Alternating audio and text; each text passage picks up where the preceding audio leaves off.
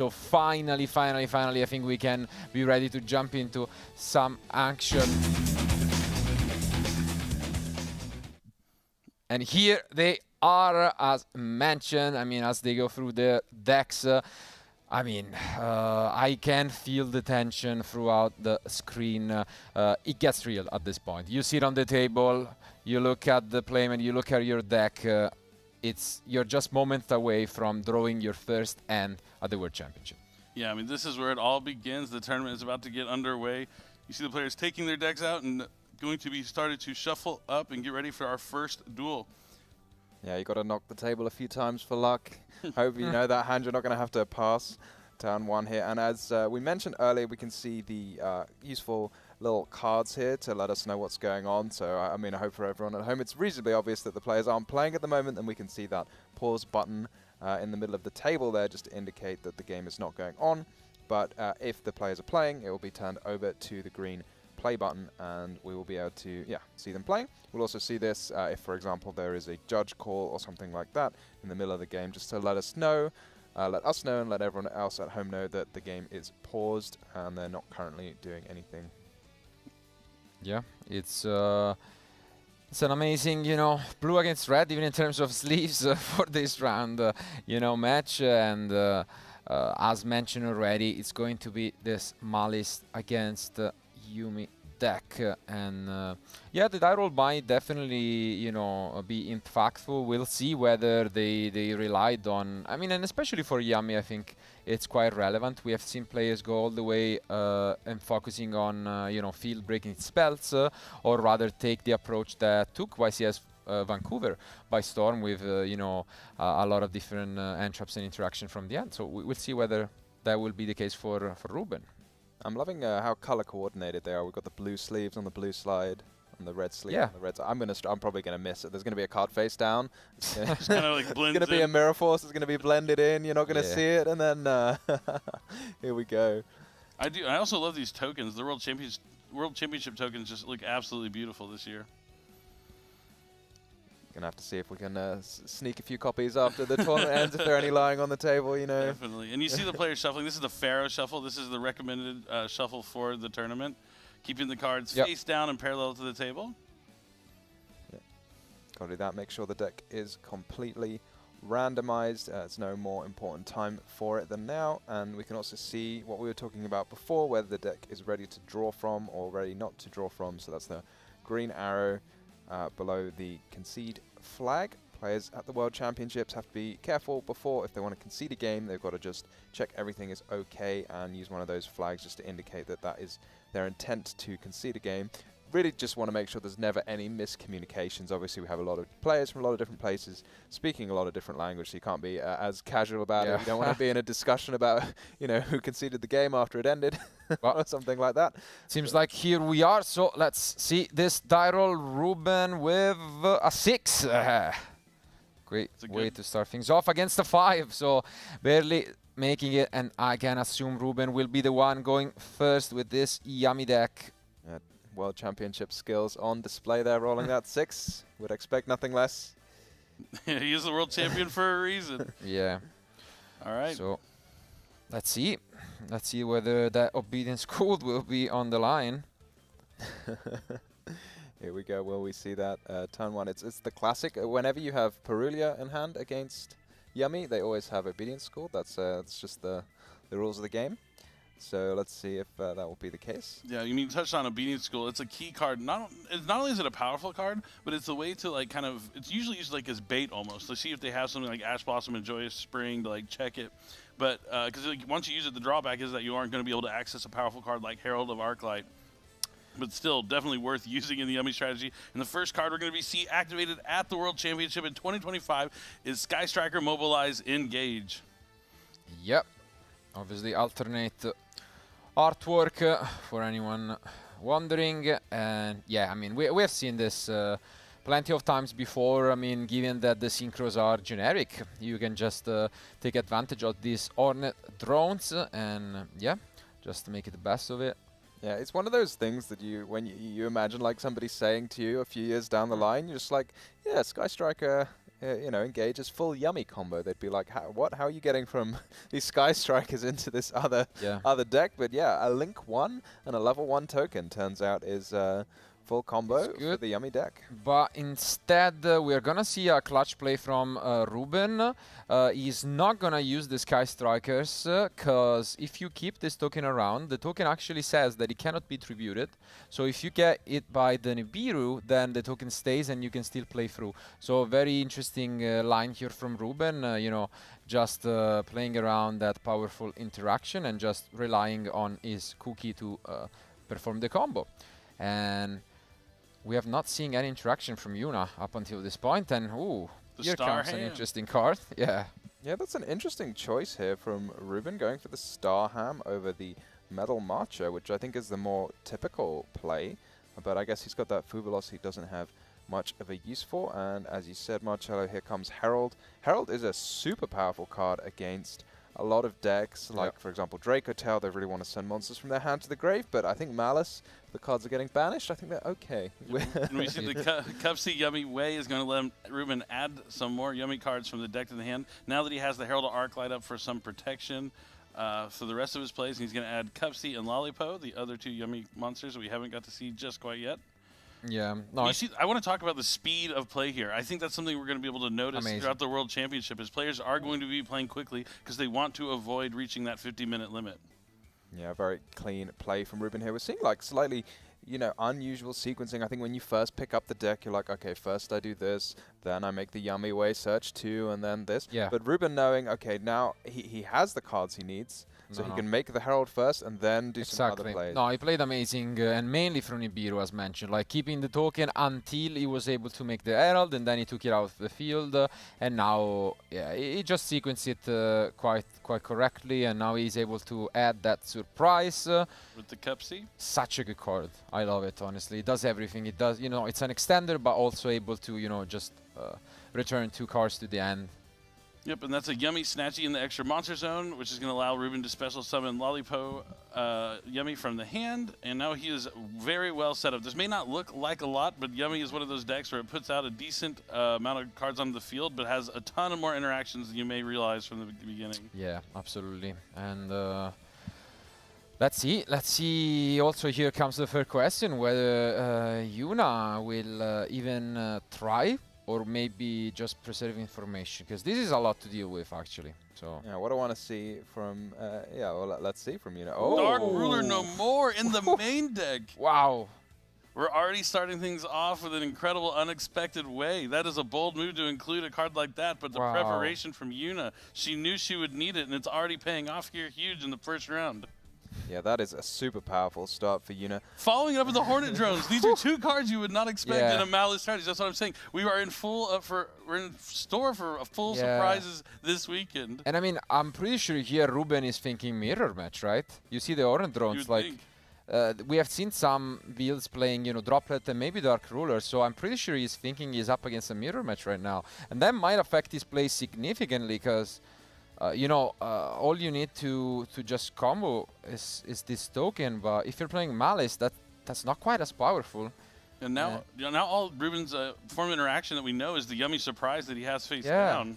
Yeah, I mean, one of the things about the Yummy deck that's so fantastic is they don't use effects in the hand or grave, which makes it super powerful against those K9s, which require your opponent to use effects in the hand or grave. But the downside of not using effects in the hand or grave is once your field gets answered by a card like Dark Ruler no more, you don't have all of these interruptions. There are so many decks nowadays, they kind of have these like layered interruptions. That's what players like to say. You have some in the hand, some face down, some in the grave, some on the field, so you can't get cleanly answered, but you can. Look at I was looking for his face. Now he sees the backup at Ignister and is like, okay, was not expecting that one after the Hornet Drones in Dark Ruler.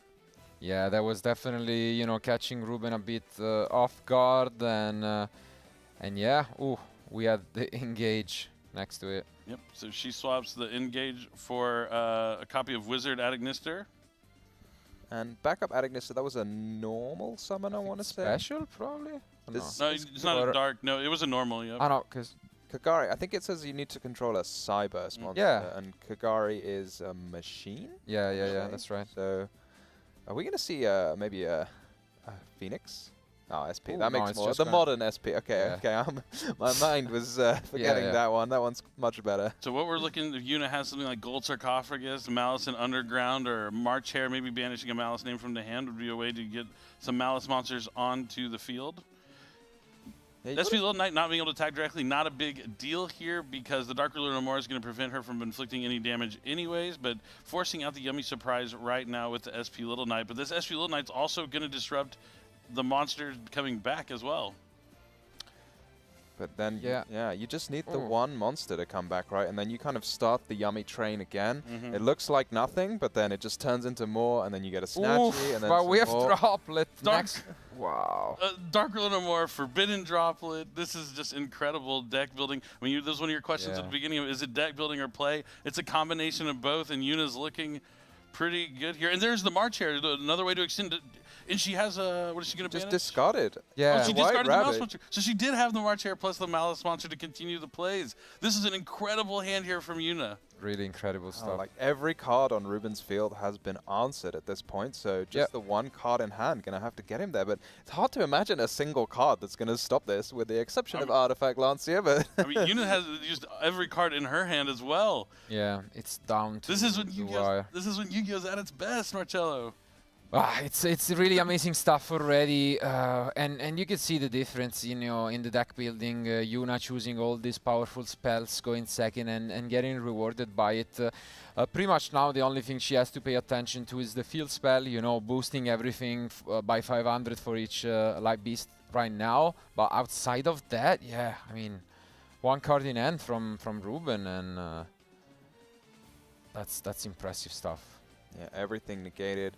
We're probably gonna have a trap be insulated. I'm sure no one will be better than Yuna at pushing through any possible hand interruptions Ruben might have. The Malice deck is very good at that. Sets MTP 007, or sorry, 07. This is kind of the situation where TB11 wouldn't have been too bad to include in the deck here. Yeah. But still with plenty of link ratings, going to have access to something like Malice and Underground with this Malice Red Ransom coming down. Oh, and no interaction from Ruben. Oof. This game one is looking tough for him. I mean, you open uninterrupted. I think you're just assuming you got this game, and instead, look at Yuna. Yeah, Yuna having no issue pushing through this field. That's very heads up. She had the perfect non-engine to deal with the Yummy deck, so we'll see how well as well in later rounds if she plays against, other kinds of deck, because that is sometimes the difficulty with playing these non-engine cards. How do you tailor it to play against different decks? She certainly has the perfect ones for the Yummy deck. And I mean, if she sequenced it correctly, this might even be enough, depending on how much she can do. It's She needs to just clean up the field. Yeah. Won't be able to finish the game this turn, but able to set up enough of control. yeah, of here. course, because of Dark Ruler. Yeah. It will be. It will still put her in prime position in this game, but that's the thing. Like Ruben, even sitting on one card in hand, drawing to another one, has a chance to come back in this game, but it's gonna be tough. It's a huge uphill battle from here. Malice, it just accrues so much advantage when it's able to play all of its cards uninterrupted, which it looks like Yuna is going to. You get to draw like up to sometimes 3 cards in a turn when you combine the White Binder and the Chessy Cat, so you just end up with so much advantage for next turn. You have a loaded graveyard. You probably end up with a March Hare in hand as well. It's so much stuff after all of this is said and done. There is a Yummy Snatchy in that extra monster, so I'm just curious to what that bright card is on the other side. And yeah, we do see the one Dormouse. This is one of the differences, of course, as it is limited for this event. But I mean, one is all you need. Yep. Red Ransom banishing a Cyrus from the deck when it is coming back from being banished. Let's see where she goes next with this. It's going to be another Link summon for Splash Mage. Getting either another attribute for their access code in water. One thing I don't see the access code linked off very often. Normally you're just using it to attack, but in this case, when you can't attack with it, well, you can attack, but it won't do any damage, so you don't need that massive attack stat it has. You might as well just link it off at some point for some more monsters. Ooh, and this is huge actually, because we can also cut, Ruben off some synchros, at least until that field spell is off, and this is huge. Usually you're able to obviously return them to the extra deck, but not gonna be quite the case here. I think Yuna has a plan maybe to banish the field spell somehow, because that's the tool for for You think recycling. She's banishing the throws. Dormouse here is definitely indicating that she's going to go into Heart's Cryptor here at some Yeah. point and need a Malice name to be able to return. But yeah, clean up the field and have as much interaction as possible. Maybe like a Heart's Cryptor plus a Firewall Dragon or something like that. Yeah, that makes a lot of sense. That Heart's Cryptor maybe has got its heart set on banishing a field spell. Do you think it might have made a difference at all whether, you know, Ruben just activated the Synchros just to return them as cost to use them next turn and prevent them from being banished? It is tough when you lose them because No. they Yeah. typically a lot of players only use one copy of each. Yeah. That could have been a key way, but I think Ruben isn't conceding here because he's clearly course. playing against some interesting Field, yeah. Yeah, so he wants to get some more information out of the game potentially. No, it makes total sense. I mean, why would you? But I'm surprised. I mean, Yuna, as mentioned, completely destroyed the competition at the playoffs. But I mean, she has not been obviously at a tournament like this, but she's looking like the world champion right now. Look at the confidence. I mean, also She drew she's a world champion hand, Yeah, that's for sure. for sure. But like she's playing also at very fast speed and you know looking confident, smiling of course. But it's great to see, you know. Yeah, worth noting, Marcelo, you can't actually use cards in response to access code talkers. Yeah, You have yeah. to use them quite, No, quite but early. yeah, you could use it early. I mean, because at the same time, I feel like depending on how many monsters you will banish from the graveyard, you can cut it off some, you know, combo disruption. Ooh! It is an interaction. The patient Wow. interaction was Nibiru, the primal being, this whole time. Ruben has just been waiting and waiting for the opportune moment. Yeah. Because you got to make sure all those malice effects have been used as much as possible.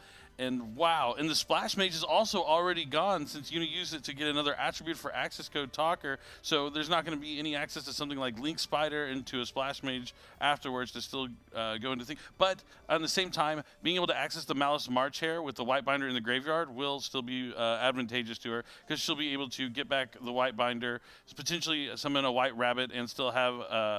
Well, no, I guess the MTP07 is going to be in the graveyard, so that is a huge Nibiru. He's still going to need a top deck off the top here to be back in this game. But You mentioned before the token, the Sky Striker token, has just been sat there very patiently, can't be tributed. So we're going to have a Sky Striker token, we're going to have a Nib token, and this White Binder that's just been banished is going to come back after Nibiru's resolve. So we're still going to have 3 monsters after this Nibiru. So maybe more that than Hornet Drone's it's Hornet Drone's token, right? It's just been Yeah, kind of exactly. waiting there impatiently. I almost forgot about it. Yeah, Well, It kind of blended in like you were talking about before the duel.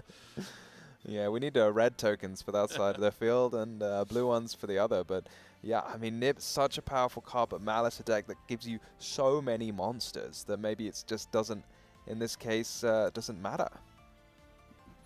Yeah, Nibiru is also a card that typically you wouldn't expect in the Yami deck, because if you use it while going second, then it shuts down some of your starters like the Sky Striker cards or Obedient School. So yeah, it's definitely an interesting inclusion by Ruben. Interesting. I thought, okay, so going to grab the GWC from the deck.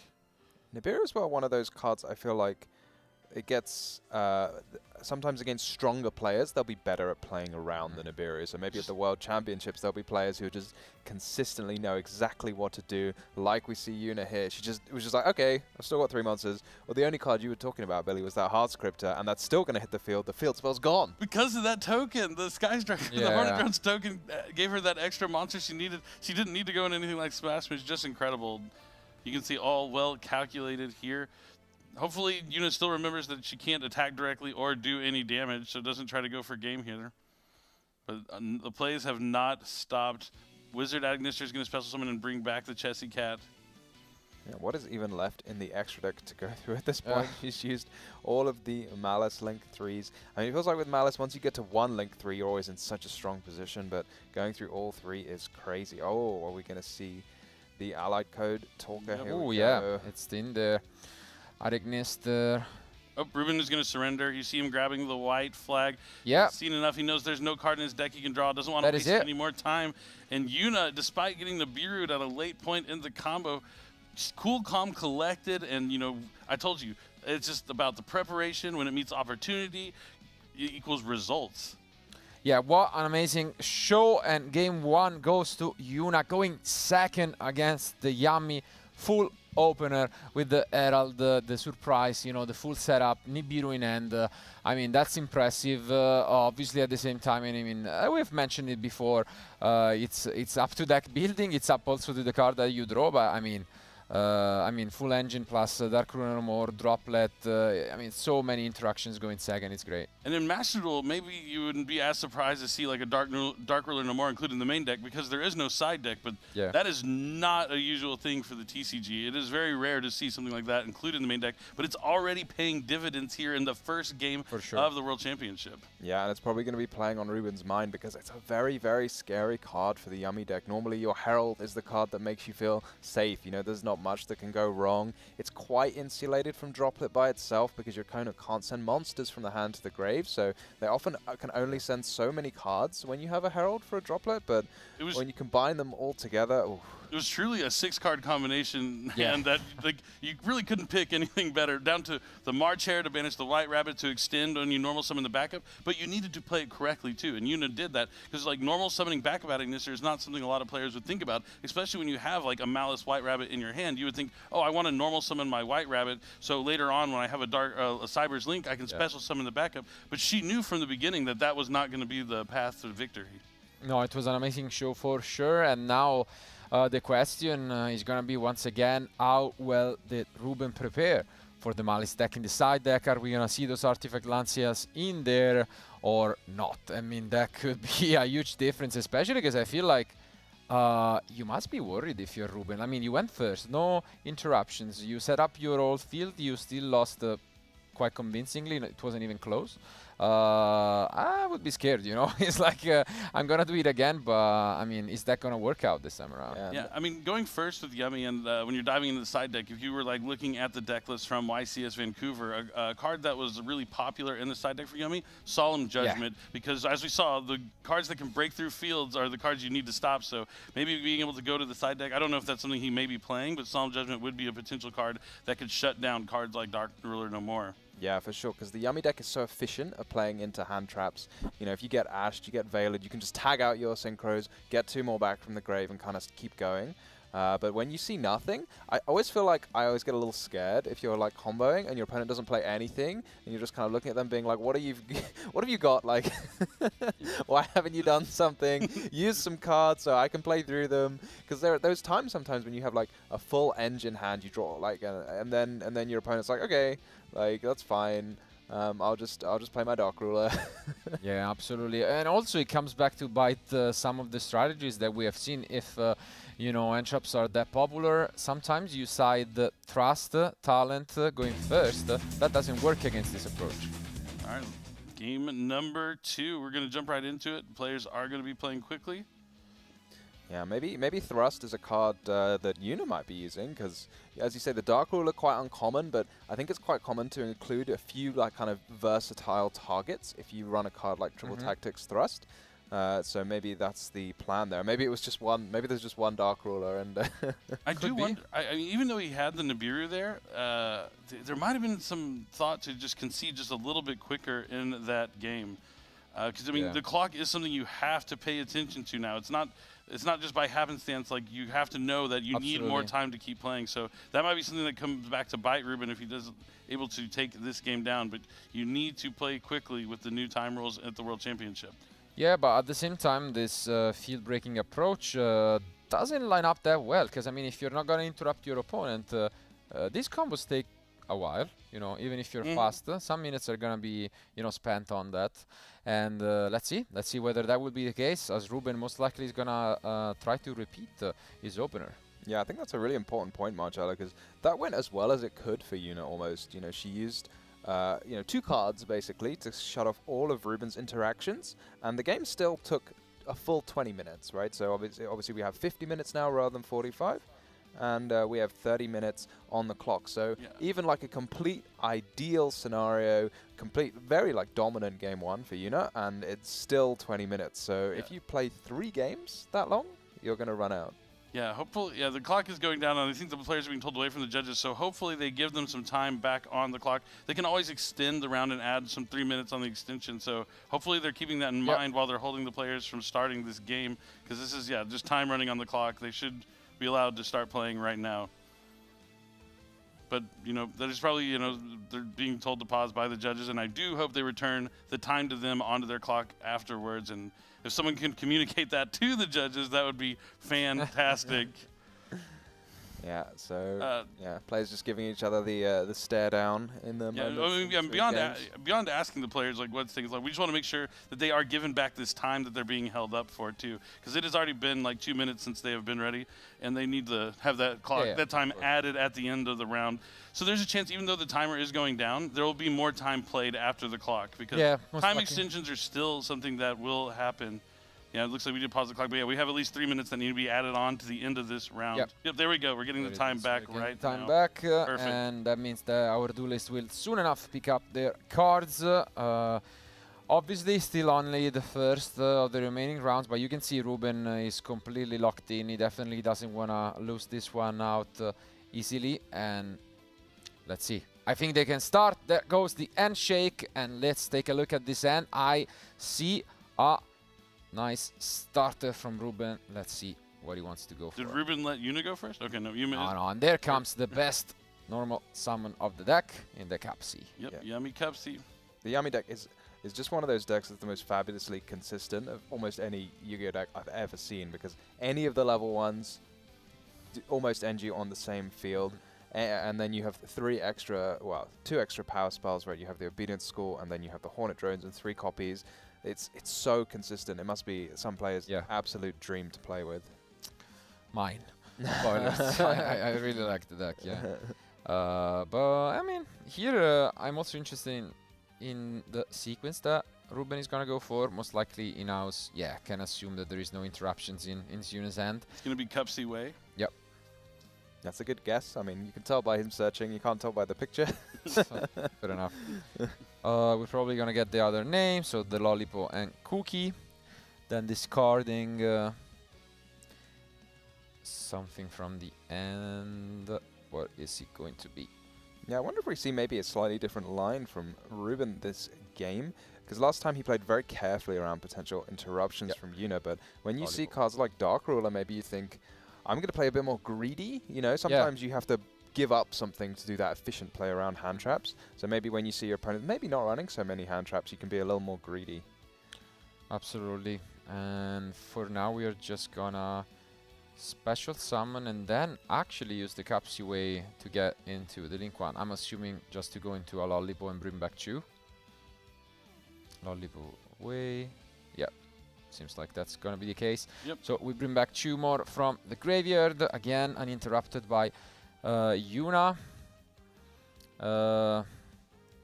It's gotta be an interesting choice whether he has another extender, because in that case you usually keep the Lollipop to special summon it, because I think you do need the extra body, but let's see.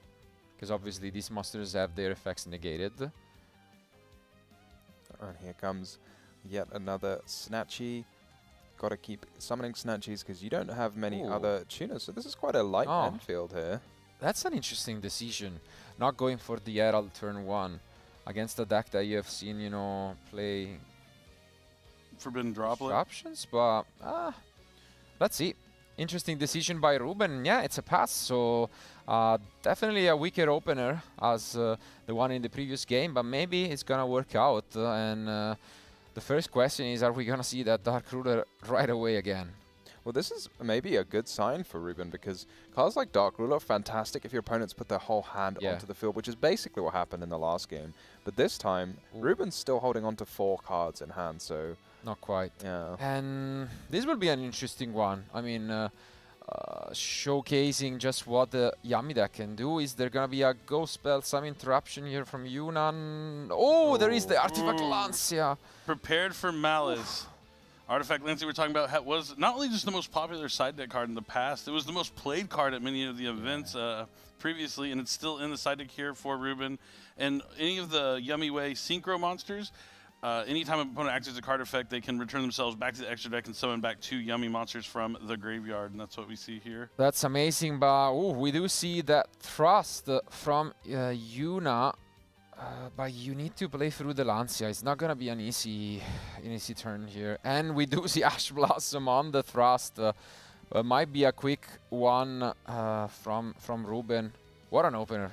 Yep, Lancia, Ash Blossom, plus some decent yummy monsters here.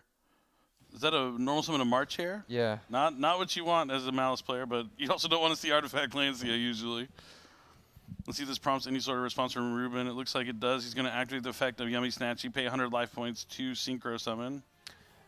Yeah, and although the Snatchy on field was, negated, the Snatchy doesn't force you to synchro, summon with itself. So you can just use that one, and that works out. And we do see double droplet again in the end from Yuna, but I mean that doesn't really do all that much. But since Yuna sent a spell. Ruben is able to chain the Yummy effect, so it's going to still put the March Hare face down and bring back 2 monsters. That's devastating. Yeah, it hasn't quite gone as happily as it did in the last round for Yuna, and I think the key difference obviously is the artifact Lancia. Ruben has been playing the Malice deck a lot, I've noticed, at previous events. So he made the top cut at YCS this year with Malice. Yep. It makes a lot of sense for him to have respect for the deck by including those Lancias in the graveyard. It sounds like Yuna might be looking to concede.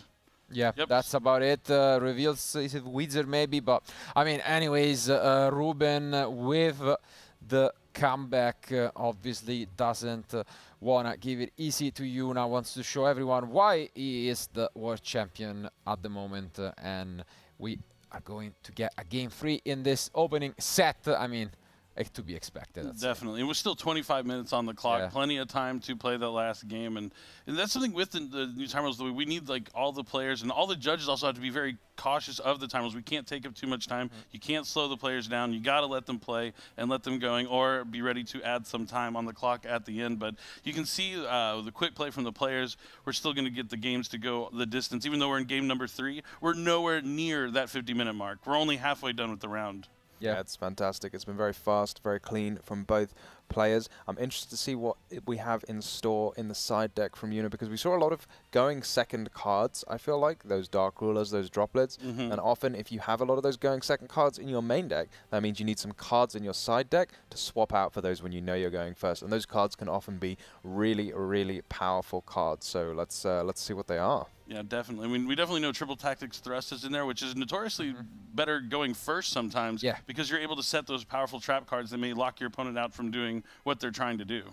Yeah, at the same time, the Yami deck is an interesting one. Usually you try to include, if you play Trust, those one-off normal trap cards that shut down the opponent, like Dimensional Barrier maybe could be an option, but... Black Goat Laughs. Yeah, Black Goat Laugh is definitely up there, so it will be interesting to see what is the card of choice from Yuna, but definitely she has a lot of cards to take out, I'd say, because, I mean, you don't want to keep, Droplet or Dark Ruler No More going first. Dark Ruler No More for sure. Droplet, maybe you keep like 2 in or something, depends on how many cards you need to take out. But on Ruben's side, I mean, there's some cards that are good going first, some good that are going second, and then there's Artifact Lancia, which is just good no matter what time you do it, no matter whether you're going first, second, third, fourth. It's going to be a key card he's going to looking to open up with here, and we're going to have to see if there's going to be something he's going to draw. You see both players locked in and focused as they side decked very quickly, and now they're already shuffling up for game number 3. Yeah, maybe we'll see Yuna taking a leaf out of the Master Duel player's book, and there's Call by the Graves, maybe a cross-out designator. Just get those Lancias out of here. I mean, maybe her plan was just to hope no one had Lancia, but obviously that's not quite how it's worked out for her. But she's been playing Malice a long time, so she's probably no stranger to having her turn ended by. Yeah. I mean, the Malice players. It's not that the Malice players that do well in tournaments just happen to get lucky and not face Artifact Lancia. It's a card they're beating every single round. Yeah. It's getting activated probably every game 2 and 3, and it's being prepared for that, which is what is important. So yeah, I think as mentioned, the settled is everything is ready for the decider one. I mean, one of them is still gonna be in contention. As mentioned, 2 losses are completely acceptable, but one of them will with the win, going 1-0 in this opener in Paris. So I think our duelists are ready. Let's jump back into action. As you mentioned, losing round 1 doesn't mean you're out. You can definitely still win the other rounds, but you really it feels a lot better to win round 1 than lose in terms of like the mentality going on. Yeah, it's hard to argue that. It's often when people say, you know, about Yu-Gi-Oh, it's like, you playing to win, you playing to have fun. Well, I'm like, well, winning is a lot more fun than than losing. So a bit of both. But And in the meantime, I can also inform you guys that we had a backup future match, which was the one between Sebastian Samam and Akihiro Kato, and the winner of that match has been Sebastian, who has already concluded the backup future. So unfortunately, we are not gonna go back to that after this match. But for now, let's focus on the one and finally with a chance of going first for Yuna, who has been going second all match long. yeah, I mean, no matter here, right, we're going to have, even with no backup feature match, we've already seen plenty of action and there's plenty more to come. Are we going to see a full Malice combo from Yuna? Are we going to see lots of interruptions from Ruben? Let's find out. All right, it's time to duel. Let's see. Such an important, and we do see the Purulia right away from Ruben. Out of the cards you could see, like, discarded immediately from the opening hand, I think Purulia is something you're fine with. Yeah, and especially if you open these Ornate drones once more. I mean, it's at one, but has been hard drawn twice by Yuna already in this match. Yeah, Purulia got a little bit better against the Malice strategy since Alliance Insight with the inclusion, you know, backup at Ignister, Wizard at Ignister, and plenty of other monsters that summon from your hand, so it could be beneficial. But starting with Hornet Drones is going to be a way to get monsters on the field. At minimum, an SP Little Knight for disruption, depending on how many cards Yuna is trying to not give Ruben. But it will be a normal summon of Malice Dormouse. The one-off. Yeah, it's hard not to normal summon that one from your hand. Yeah, and it's going to resolve no permanence, no Veiler, no response from Ruben, and what an opener. Yeah, no Lancia in particular. It's got to be so happy for Yuna to see, because once you've resolved this Dormouse now, you're then going to resolve another summon, and you're going to get to a Link 3 before Ruben has a chance to activate a Nibiru or something. Oh, no. Oh. No, you can't, yeah. No, 1, 2, 3. Yeah, no, I was counting wrong because the token. Token was 2 summons. So that's gonna work out, but again, we are gonna see that double token hit the field.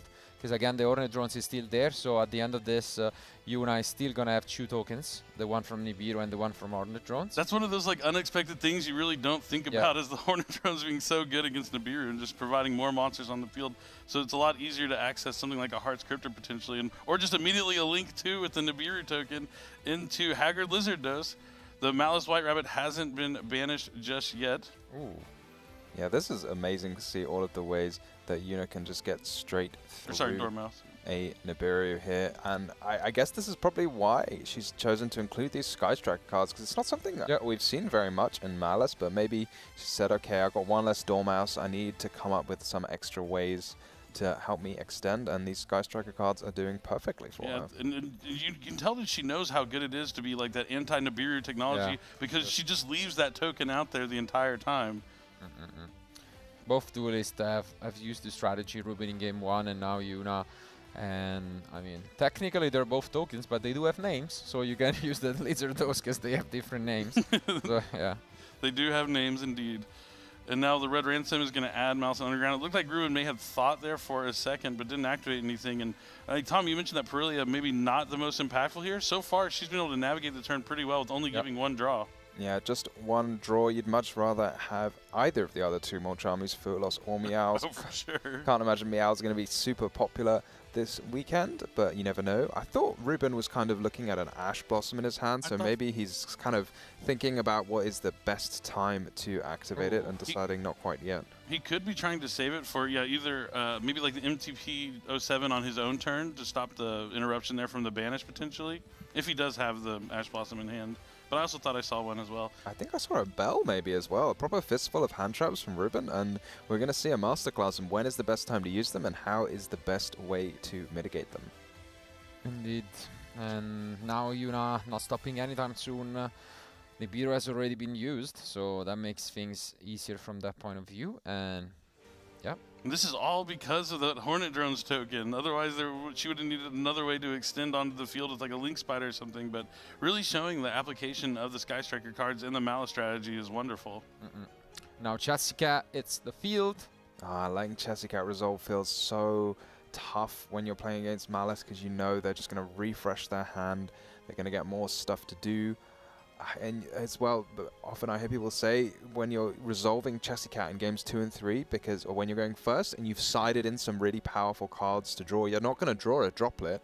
You're going to draw something like a Solemn Judgment. You're going to draw a Dimensional Barrier. Any of these cards off the top of the deck could be devastating right now. And even that Thrust would perfectly work here.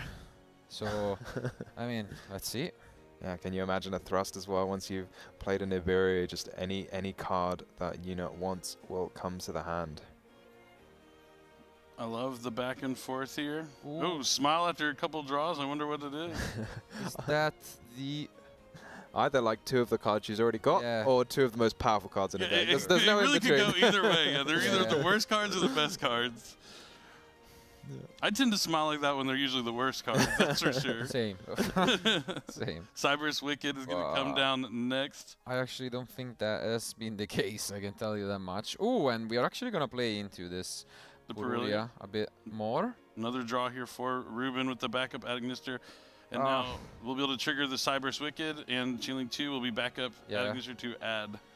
And unfortunately, I think Ruben has picked up another Mulcharmy, but with that Nibiru on field now, not really able to use the second one in the turn.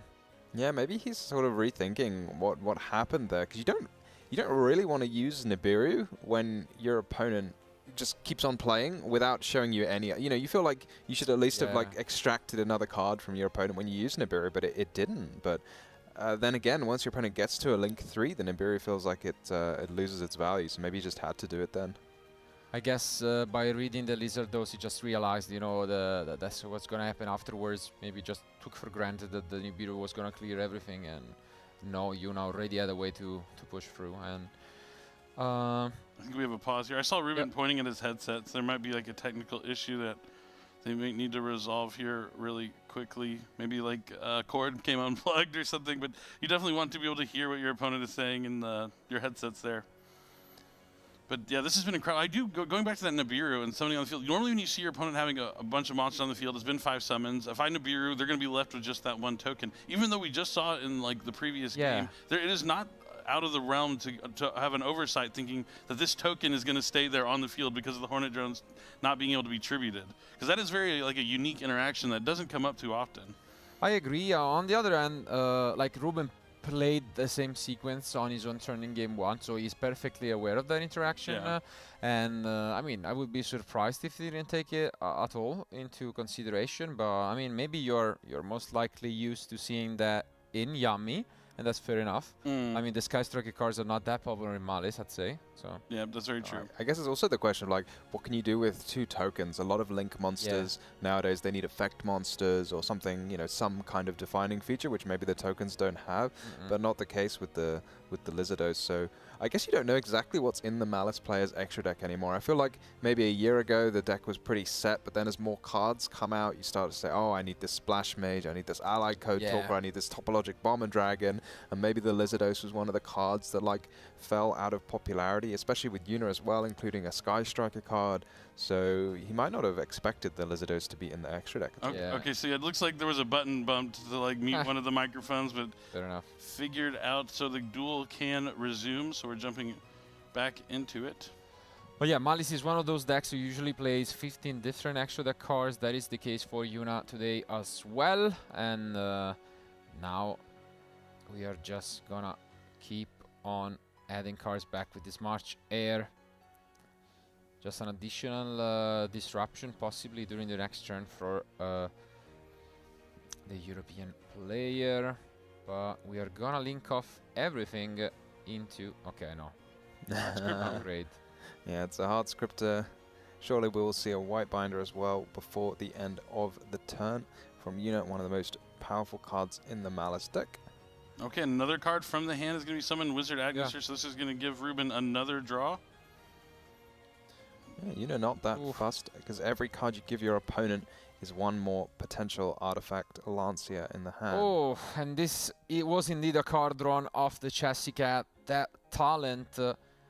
And let's take a look at the end. Oh, and it's a rough one, because that Obedience Coding is the only card you can use.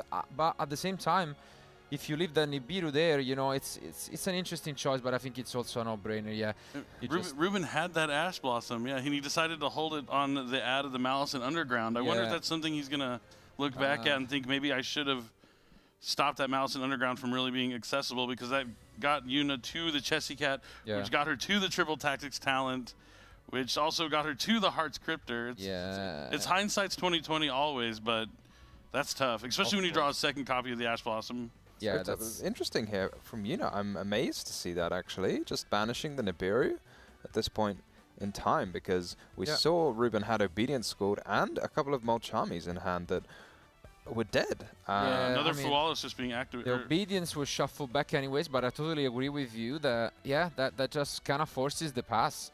And, it is a starter, at least for Ruben, but this is kind of rough. I mean, you do have 2 interruptions to try and play around with, but, I mean... Oh, did she send back the Obedience School? Yeah. Oh, sorry. I thought in my head she was going to send back the Bell, but... No. She sends back Obedience. Yeah. So basically, we have Ash and Bell to try and slow Yuna down, but that's it. Yeah, that's it. With just one yummy card, it's not going to be enough to break through the field, and Yuna is taking down our reigning world champion in round number 1. What a match, what a way to start things off. I mean, and here you can see it on screen again with this graphic. Unadix taking round 1, defeating the current champion. I mean, valid effort by Ruben, but what a showcase once more from Yuna. And, you know, talking about your question before, is it deck building or playstyle? It's always a little bit of both, but the deck building here from Yuna was key. Having the Dark Ruler no more in the main deck. The Sky Striker cards played more of a role than most of the Malice cards, just being the cards you used beforehand. The installation against Nibiru, all the different levels of things. It's what I love the most about Yu-Gi-Oh! Is you play cards for one reason, but then you have the overlapping reasons as well that come out to play on the biggest of stages. Yeah, it was super clean as well. It's the deck building, and then the deck building like complements the play, because you need to know that you can keep that token. I think Yuna knew exactly when the Nibiru came down what she was going to do, because I think otherwise you're never going to let your opponent Nibiru you before you make that Link 3, unless you have a plan to make a Link 3 anyway without summoning any more monsters. So I think she knew exactly what was happening right there. Absolutely, and I mean, I can't wait to get into you know, her brain with the post-match analysis later on, because I feel overall the team for this duel really showcased why, you know, these duelists are here. It was definitely something that maybe players who don't follow Yu-Gi-Oh! At the highest level might not notice, but this duel was a lot about, you know, niche interactions and just playing. Even I want to give credits to Ruben. Game 1 going first, he went for a line that is definitely not even close to the traditional one you see. And that is just because he was also trying to play around Nibiru, didn't know what he was up against, and I think he just showcased why he's one of the best players in the world still. But I want to bring up an interesting stat that I just thought of. I mean, considering the performance at the playoffs, Yuna is has a 100% win rate in future matches. Has never lost a future match ever. I mean, so that's impressive. So yeah, she found out she was the round 1 feature. She's like, all right, off to a good start. Exactly. 1-0 already. We'll see whether that stays true, you know, throughout the weekend. But that's some impressive performance, given that sometimes even the most experienced duelists, you know, are a bit shaky and nervous when it comes to playing on camera. Yeah, you have to imagine Ruben's got a pretty good win rate in feature matches as well. I mean, he definitely won at least, you know, the couple last year at the World Championships, but whatever. He lost the last one I watched. He was playing against Ryan Yu, I think, in like a Malice Mirror match. It was an epic match, but yeah, not the greatest start, but you mentioned this is 7 rounds of Swiss, so even losing 1 round is not a big deal. Losing 2, you can still recover. 3 is when things start to get a little dicey for sure, but... Well, I mean, sometimes it's also, you know, that wake-up shower that you need, you know.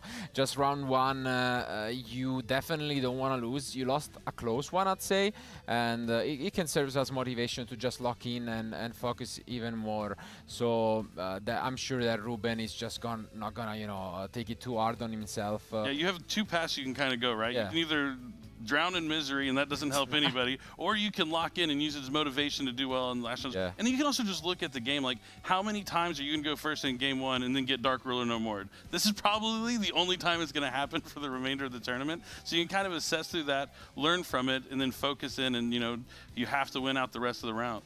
Yeah, but for now, I mean, Malice taking out that Justice Hunter deck. We'll see whether that remains, a trend throughout the weekend, as we will, just show you guys also what is the deck breakdown for the event. It will be interesting to see again how many different decks are out there, and also if there is, some common trends among, TCG players or OCG players, maybe bringing, one specific strategy altogether. But I mean, regardless, it will be interesting to ask some questions about Yuna, about her deck building choices. I'm sure, those field-breaking spells are not the most obvious choice when it comes to Malice. Yeah, certainly not. I mean, something like Forbidden Droplet, sure. Yeah. But yeah, Dark Ruler more. The Sky Striker cards and Malice, unexpected. I'm really excited about this interview that's coming up because I do want to hear from Yuna and why these choices happened and how do you feel like it's one thing to like make the meta calls and make these reads, but to have them actually come to fruition, like from plans, and see the results from your practice has to feel good. Yeah, it's so cool because she's obviously gone with a slightly different approach than a lot of players were expecting. So to have it pay off round 1 on the feature match against the world champion, it doesn't get better. yeah, yeah, that's got to be fantastic. And especially the Sky Striker cards really shined. I mean, in the end, they gave her the win both in game 1 and game 3. So I think definitely they are something that any Malice fan out there might just be on the lookout.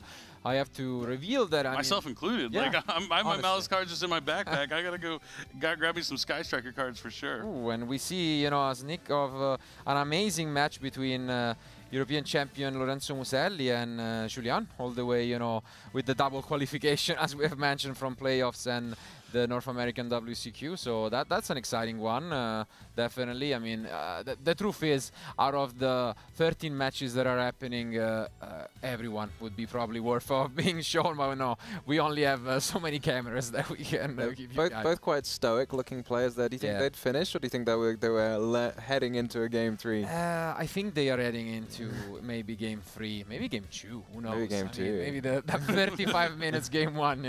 Hopefully not. Yeah, not with these time rules. Yeah. That doesn't benefit anybody. Yeah, absolutely. But I do like the pace of play from the players. There was thinking, but at a quick pace, because they both know that they have to win before the time runs out, and you really saw it from the players there and how they're playing. It's an important aspect. It's a little different, but if you practice that way with a clock on, you're going to be okay. No, and definitely for Yuna, I think that was even more impressive because, again, it's the subtle things, but playtesting with a timer is definitely also something that, for example, some players have reached out to me before the World Championship, and I was like, that's definitely something you should do. And especially if you're playing, field breakers, because then you're going to give your opponents like 7 minutes, 8 minutes, who knows, to combo through. And then that means you need to speed up even more because then, things might get close. But regardless, it has been, an amazing showcase. Happy for Yuna that, she is proving once more why she is deserving of a spot here at the World Championship in Paris. But I think soon enough we'll be able to hear from her directly on some of these amazing choices, both in terms of deck list and in terms of play styles. And as mentioned already by Tom, we have a very special analyst for this whole weekend, right? Yeah, he's come all the way from the other side of the world, even further than Billy has to be here. So shocking, as hard as that is to believe. Yep. So yeah, we'll hear from him. It's great because we're going to see him on the biggest stage. Maybe sometimes, there's not as much attention paid to those YCSs down in Australia as there are in Europe and North America, but we're going to see him here. Absolutely, and I think that's the moment to hear it from Yuna, the winner of round 1. So let's go to the post-match analysis. All right, thank you so much, Marcello. I've got here the European points champion, Yuna, who also won round 1. How are you feeling? I'm feeling great. So I also have here a Japanese translator, so if there is a pause, so they're translating for the Japanese viewers. ドイツのユナ選手おめでとうございます。ヨーロッパの WCS からご出場との選手でございますね。So I think the question we all want to ask is, do you feel more or less pressure playing against the defending champion? I don't have あなたが相手が So how does it feel playing against the defending champion? Do you feel more or less pressure?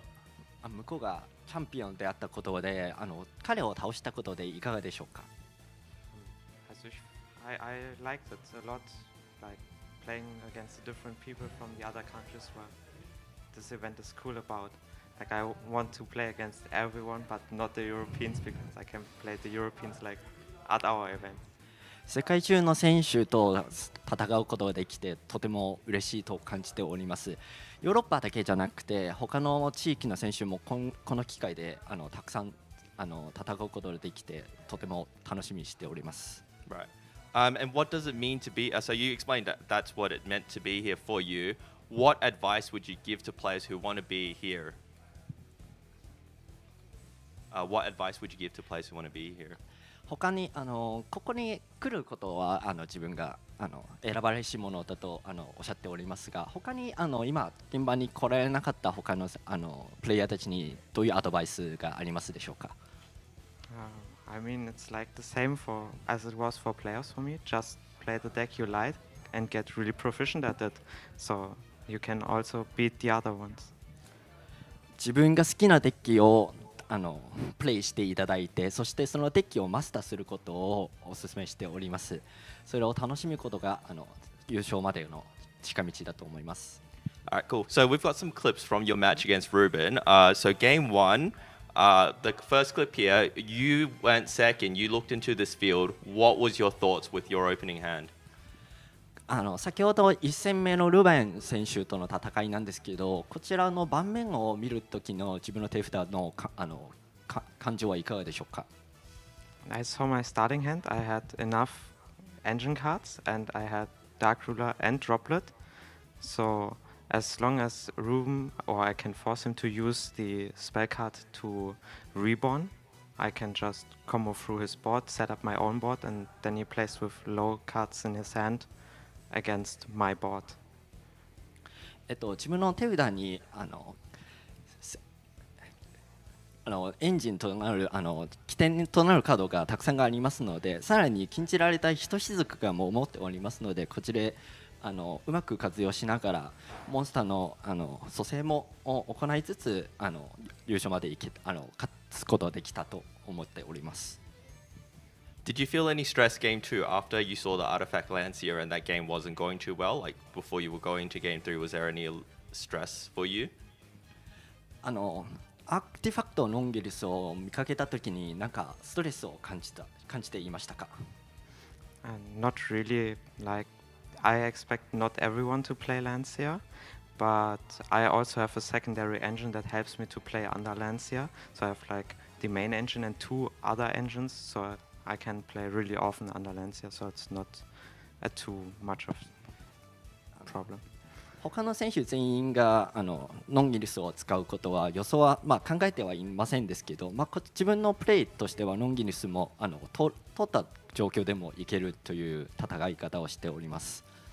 Right. In game three, we saw you had the Dormouse. You drew really well off Chessy Cat. You drew two cards. You smiled. We were guessing it was either the two best cards or the two worst cards.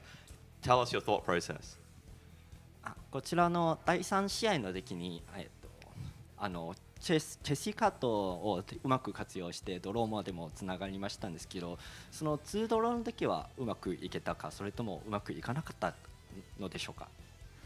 So my two Chessy Cat draws were like Talent and Impulse, and when I draw them, I had to smile and said to Ruben, "That's funny."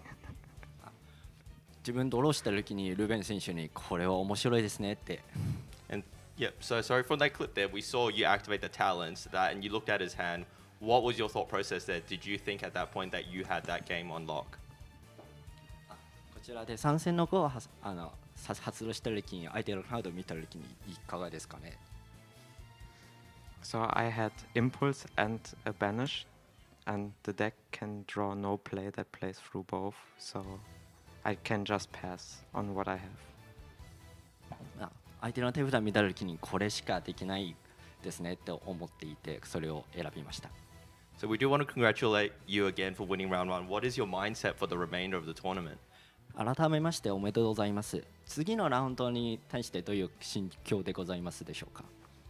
I'm here to have a lot of fun and try my best to win it. ここに来て楽しみにしておりますので、優勝まで楽しみにしたいと思います。Alright, we wish you the best of luck for the remainder of the round, and we will definitely be back with more rounds of Yu-Gi-Oh, so stay tuned.